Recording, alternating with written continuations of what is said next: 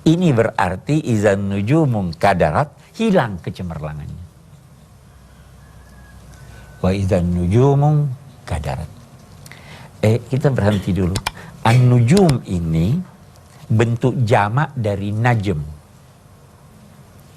Jadi berarti bintang itu banyak sekali. Ayat ini menggambarkan bahwa kiamat itu nanti bukan sekedar punahnya bumi. Ya kan? Yang ikut hancur apa? Bukan cuma matahari.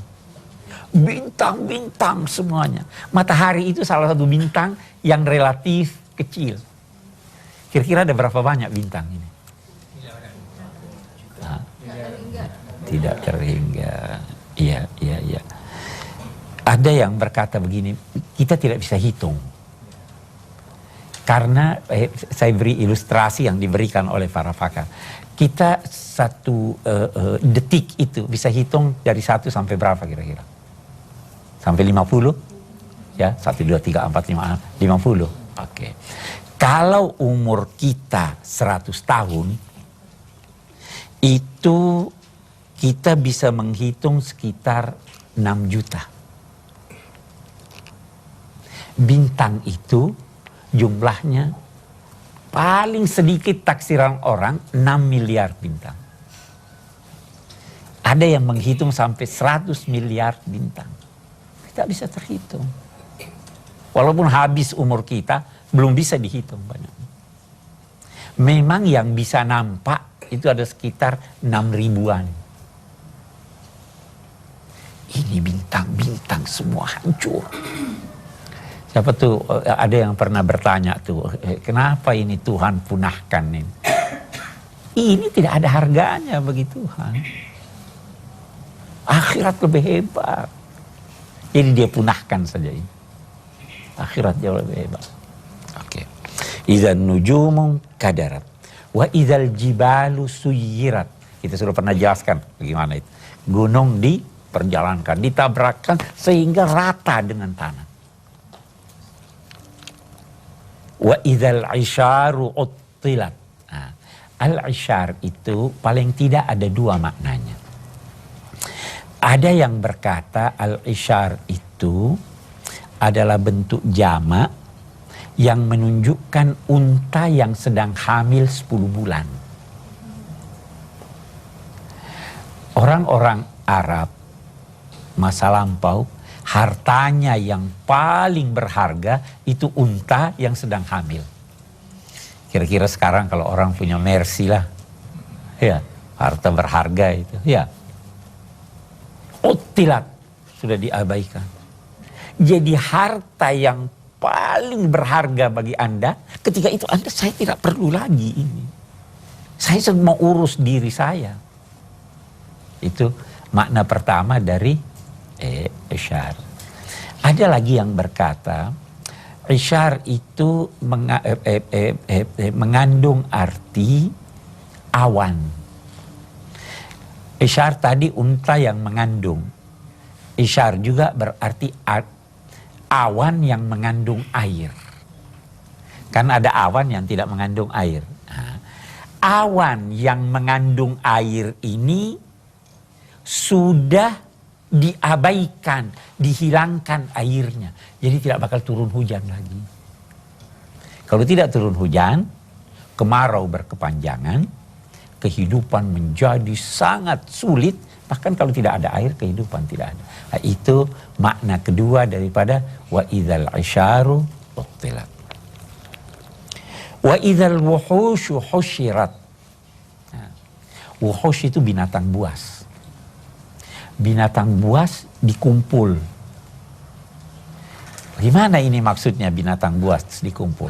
Saya berikan juga 2 penafsiran. Yang pertama, umumnya ulama memahami, itu di hari kemudian bukan cuma manusia yang dikumpul. Binatang buas juga dikumpul. Ada kambing pernah menanduk kambing yang lain, balas. Itu dalam satu hadis. Binatang buas dikumpul juga karena itu. Itu satu makna. Di dalam Al-Quran itu ada isyarat tentang itu. Wa ma min dabbatin fil ardi wala ta'irin yatiru bi janahihi illa umamun amsalukum. Tidak ada satu binatang melata yang berjalan di bumi ini. Tidak juga ada seekor burung yang terbang dengan kedua sayapnya kecuali umat-umat seperti kamu juga. Ma farratna fil kitabi min syai' tsumma ilaina yuhsyarun. Lalu kami tidak mengalpakan sedikit pun di dalam Alkitab. Kemudian semua akan digiring kepada kami. Jadi termasuk binatang digiring. Itu makna yang pertama. Makna yang kedua, ini ilustrasi tentang kehancuran bumi ini. Sehingga kalau tadinya binatang-binatang buas itu berada di tengah-tengah hutan, ini semua turun, hancur itu. Dia lantas turun, pergi ke tempat-tempat, termasuk tempat-tempat tinggal manusia. Itu makna yang kedua. Wa izal biharu sujirat. Dan kalau laut-laut, samudra yang beraneka ragam ini dibelah, semua pemisah-pemisah yang ada di laut-laut ini terbelah sehingga dia menyatu.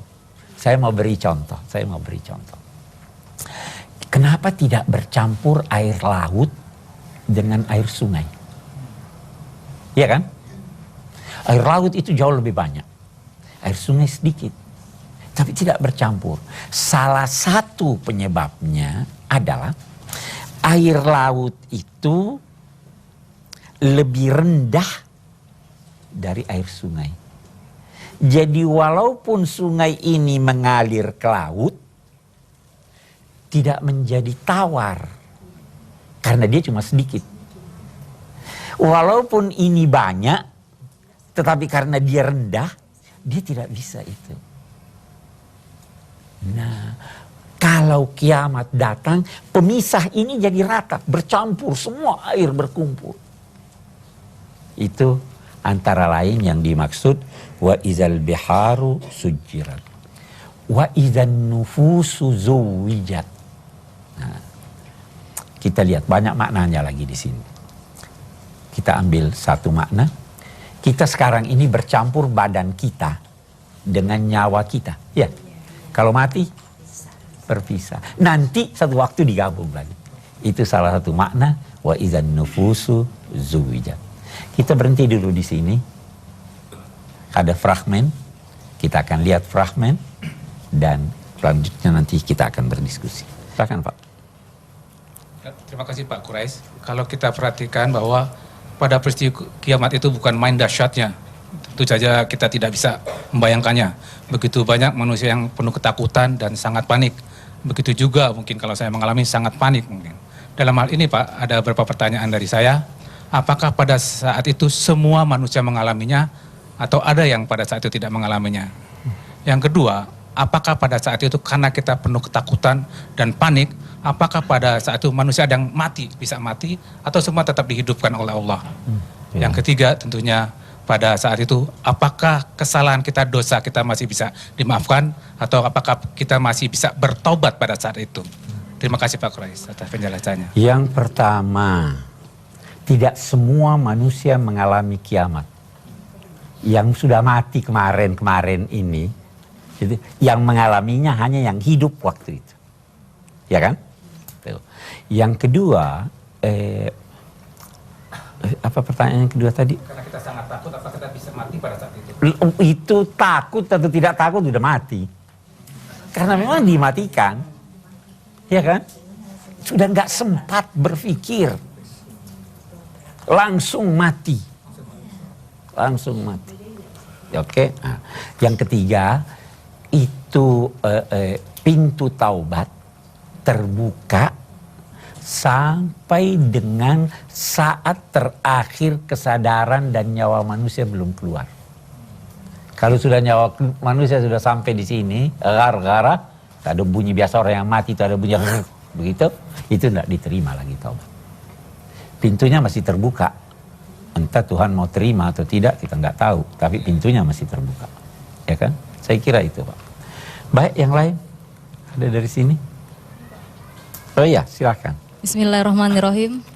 Di dalam Al-Quran Allah senantiasa selalu menyebutkan perulang-ulangan ayat atau perulang-ulangan makna yang memberikan gambaran tentang kejadian-kejadian yang akan kita terima di hari akhirat kelak.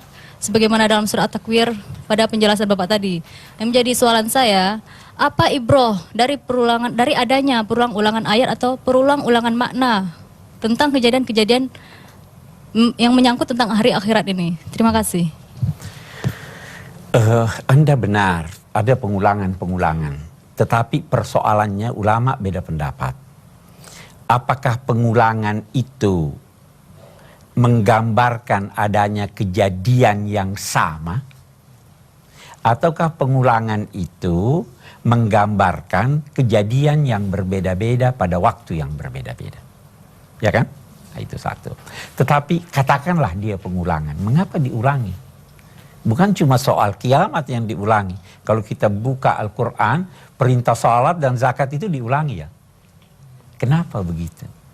Al-Quran ini bukan kitab yang disusun seperti kitab Anda menyusun tesis atau disertasi. Al-Quran ini kitab dakwah. Anak saya atau anak ibu, anak bapak, yang hari ini belum sholat, saya suruh pergi sholat. Kalau besok belum sholat, saya suruh lagi. Lusa belum sholat, saya suruh lagi. Lusa sudah sholat tapi belum sempurna, saya suruh lagi. Jadi pengulangan-pengulangan itu menunjukkan interaksi antara Al-Quran dengan masyarakat. Saya kira itu ya. Oke. Masih ada? Oh ya, silahkan. Terima kasih. Pertanyaan saya, sejauh mana pengetahuan masyarakat Arab tentang hari kiamat ketika ayat ini turun? Sejauh mana pengetahuan masyarakat Arab terhadap hari kiamat? Saya sulit menjawabnya ya. Yang jelas masyarakat Arab secara umum baru diperkenalkan kepada mereka oleh Nabi tentang adanya kiamat. Ya.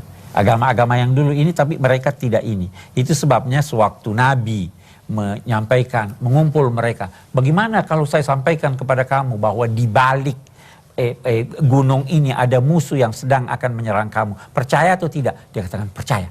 Terus, bagaimana kalau saya sampaikan bahwa besok ada hari pembalasan Tuhan? Ah, dia tidak percaya. Ya kan? Jadi itu sebabnya berulang-ulang Al-Quran menjelaskan ini. Karena memang masyarakat Arab secara umum ketika itu, atau masyarakat dunia ini secara umum ketika itu, meragukan adanya kiamat. Nah, Al-Quran menjelaskan. Baiklah, saya kira kalau tidak ada kita lanjutkan bahasan kita. Wa izan nufusu zuwijat. Tadi bisa jadi badan kita yang tadinya berpisah, rusak di dunia, digabung lagi, diciptakan lagi badan baru. Bisa juga berarti begini, jiwa-jiwa itu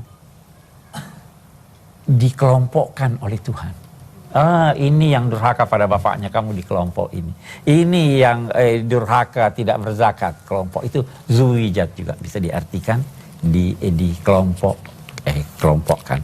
Itu arti bizan nufusu zuwijat.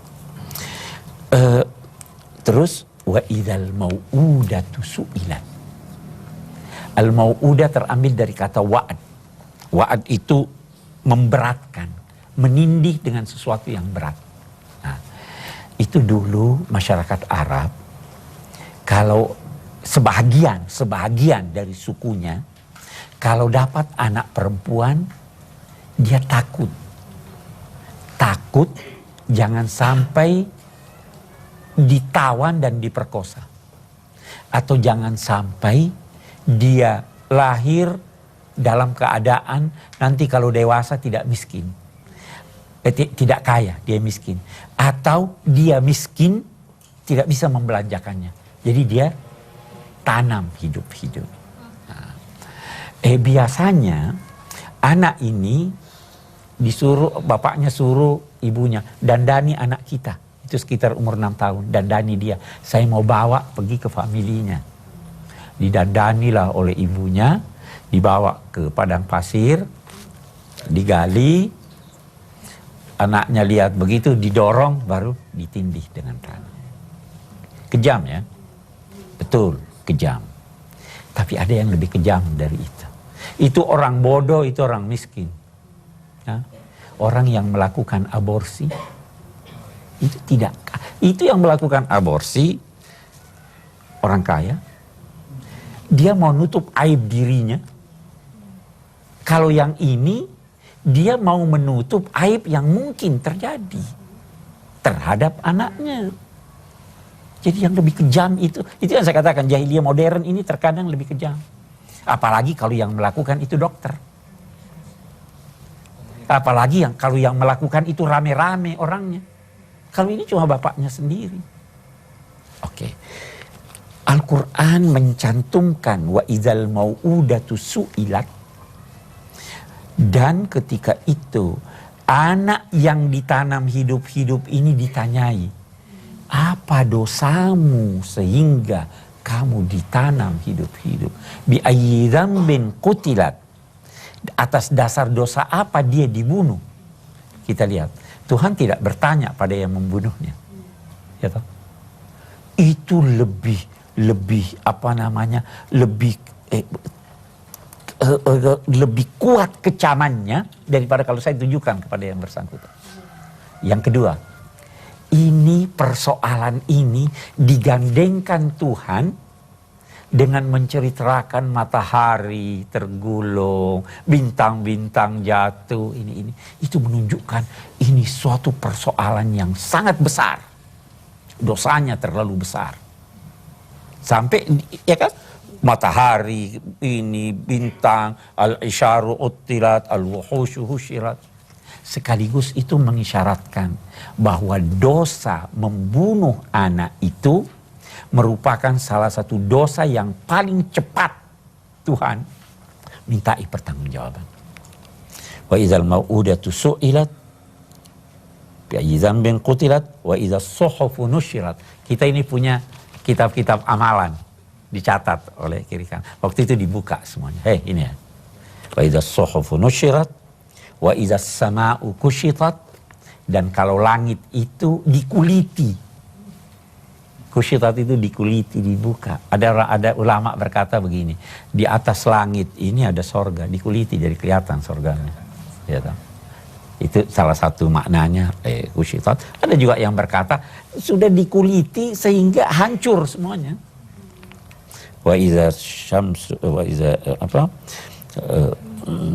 wa iza sama'u kusyitat wa idzal jahimu su'irat. Jahim, neraka jahanam, jahim sudah dinyalakan apinya. Ini waktu itu semua. Wa idzal jahimu su'irat wa idzal jannatu uzlifat.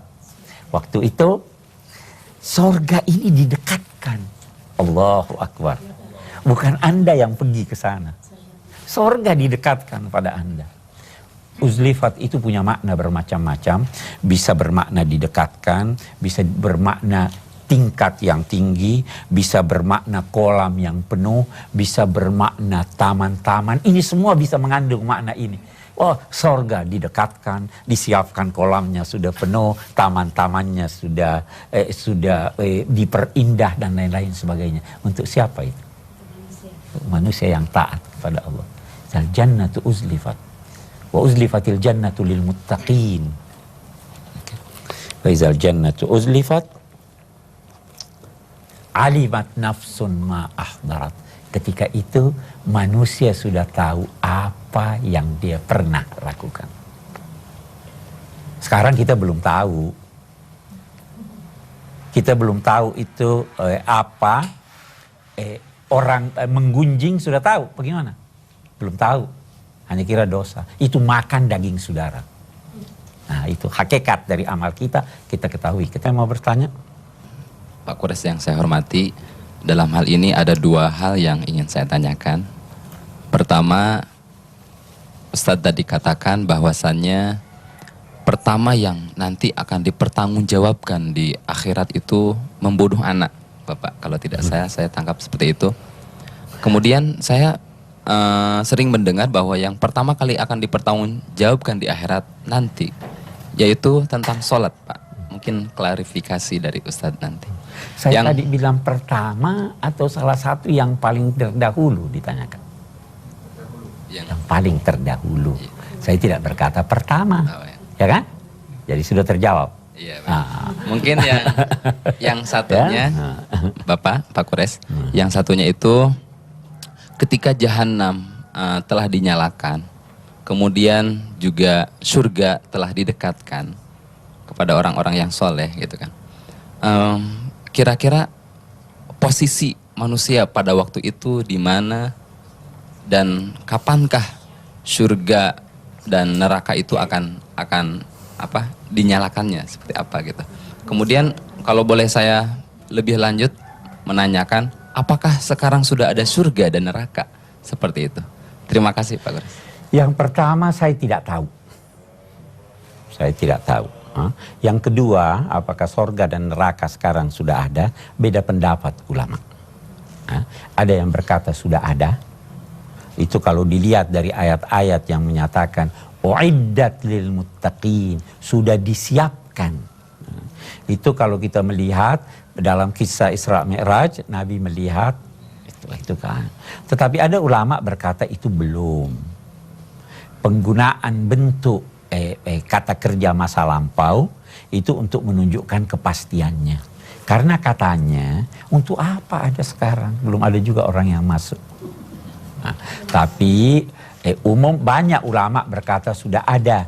Itu sebabnya katanya orang yang mau meninggal sudah ditunjukkan tempatnya di sorga atau di neraka. Ya berarti sudah ada. Ya. Baik, masih ada. Silakan. Bismillahirrahmanirrahim. Bila melihat pada kandungan ayat yang ke-8 tadi, wa iza mau'udatu su'ilat, itu yang seakan-akan kita melihat tradisi-tradisi dari masyarakat jahiliyah yang pada masa pra-Islam itu kembali lagi pada zaman sekarang, jahiliyah-jahiliyah modern itu muncul kembali seperti aborsi maupun menguburkan bayi secara hidup-hidup itu tadi. Yang menjadi soalan saya di sini, bagaimana pandangan serta kecaman Al-Quran terhadap jahiliyah itu sendiri? Terima kasih. Bagaimana kecaman Al-Quran terhadap jahiliyah? Banyak sekali itu kecamannya. Ya. Mulai kecamannya pada sikap orang-orang itu yang tidak mengakui keesaan Tuhan. Ya kan? Kecamannya pada sikap dan akhlak mereka yang buruk. Kecamannya pada ketiadaan kerjasama mereka. Kecamannya pada sikap sebagian perempuan yang membuka-buka auratnya. Ada itu. Itu kan ada ayat yang berkaitan dengan pemakaian pakaian. Wala tabarrajna tabarrujal jahiliyatil ula. Banyak sekali kecamannya. Iya kan? Anda sebagai mahasiswa antara lain bisa membaca, bisa membuka kata-kata al-jahiliyah dalam Al-Quran. Bisa juga membaca di suratul Anfal. Itu Nabi Ibnu Abbas berkata, siapa yang ingin tahu keburukannya masyarakat jahiliyah, baca itu surah itu. Di situ tergambar keburukan mereka. Ya toh? Baik. Masih ada? Silahkan. Bismillahirrahmanirrahim. Yang ingin saya tanyakan ini di ayat ke-12 untuk mempertegaskan kembali teman yang bertanya tadi, Pak, mengenai neraka dinyalakan itu pada masa hari akhirat. Nah, kalau kita simpulkan tadi Bapak pernah katakan ada pendapat ulama yang mengatakan bahwa neraka itu sudah diciptakan sekarang, ada juga yang berpendapat akan diciptakan di akhirat nanti. Nah, kalau kita menggunakan pendapat yang pertama, berarti neraka itu sekarang dalam keadaan padam kalau memang neraka itu sudah diciptakan. Yang kedua, mengenai hari akhirat dan kiamat, pemahaman pada masa wahyu itu diterima oleh Nabi, itu orang Arab sendiri kan masih awam terhadap kata-kata kiamat dan akhirat. Nah, bagaimana pada masa itu orang jahiliyah memahami untuk mengimani akhirat dan kiamat, sementara kalau menurut Bapak tadi katakan bahwa kiamat dan akhirat itu baru diketahui oleh bangsa Arab setelah Al-Quran turun. Terima kasih. Saya satu hal dulu ya, diskusi-diskusi kita ini, pertanyaan-pertanyaan yang muncul ini, terkadang kalau sudah berkaitan dengan hari kemudian sulit sekali untuk dijawab, ya kan? Yang kedua, sebagian dari pertanyaan itu tidak ada gunanya kita tahu, ya kan? Sudah ada sekarang, belum ada, udah di ini atau tidak, yang penting bakal ada.